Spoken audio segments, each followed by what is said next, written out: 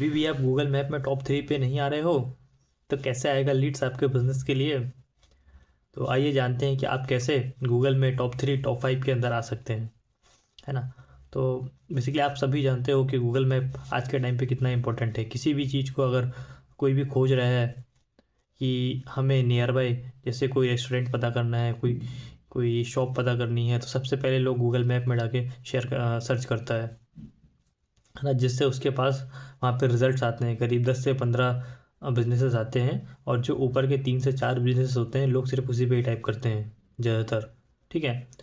और तो बेसिकली आपको मैं ये बताना चाहता हूँ कि आप कैसे अपने बिज़नेस को टॉप 3 टॉप 5 में ला सकते हो, है ना। तो यहाँ पे देखिए बेसिकली जो सबसे ज़्यादा इम्पोर्टेंट चीज़ है वो है आपका बिज़नेस नेम, है ना। आपका जो बिज़नेस नेम है क्लियरली वहाँ पे मेंशन होना चाहिए कि आपका बिज़नेस का नाम क्या है। ठीक है। देन उसके बाद सबसे ज़्यादा जो इम्पोर्टेंट चीज़ आती है वो होती है प्राइमरी कैटेगरी, है ना। प्राइमरी कैटेगरी आपके जो बिज़नेस में जो सर्च करते हैं लोग सबसे ज़्यादा रोल प्ले करती है ऊपर दिखाने के लिए।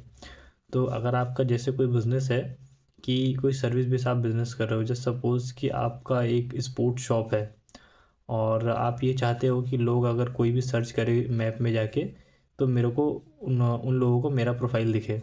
ठीक है। तो आपका जो स्पोर्ट्स शॉप है तो वहाँ पे बेसिकली आपको मेंशन करना पड़ेगा स्पोर्ट्स शॉप, है ना।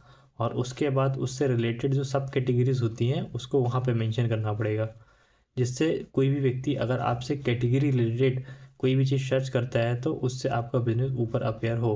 बट सिर्फ आप कैटेगरी को अच्छे से सेलेक्ट करके ऊपर नहीं आ सकते हो, और भी चीज़ें हैं जैसे आपके जो डिस्क्रिप्शन है वहाँ की आपकी सर्विसेज प्लस आपका कॉल टू एक्शन प्लस जिस सिटी में आप दे रहे हो ये सभी चीज़ें आपके डिस्क्रिप्शन के अंदर मेंशन होनी चाहिए। नंबर ऑफ़ सर्विसेज, सिटीज़ और ये सब चीज़ें बहुत इंपॉर्टेंट है, जिससे लोग आपकी प्रोफाइल पे आके या तो आपको कॉल करेगा या तो आपकी वेबसाइट पे जाएगा। ठीक है। तो आपका ये चीज़ हो गया बेसिकली इसके लिए। ठीक है, बिजनेस प्रोफाइल के लिए। और इसी में ही और जो इसमें भी एक और कैटेगरी होती है सर्विसेज करके।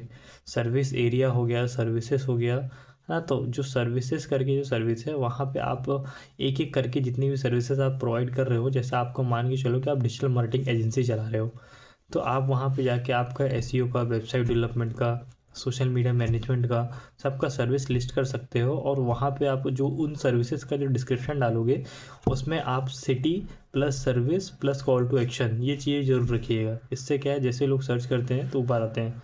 और टाइमली आप उसमें अपडेट करते रहिए, ऑफर्स डालिए अब और फ़ोटोज़ डालिए, है ना। अपना जो ऑफिस का इंटीरियर एक्सटीरियर की चीज़ें हैं डालिए, क्योंकि गूगल बेसिकली जो आपका रियल ट्रस्ट होता है ना उस पर ही आपको ऊपर लेके आता है।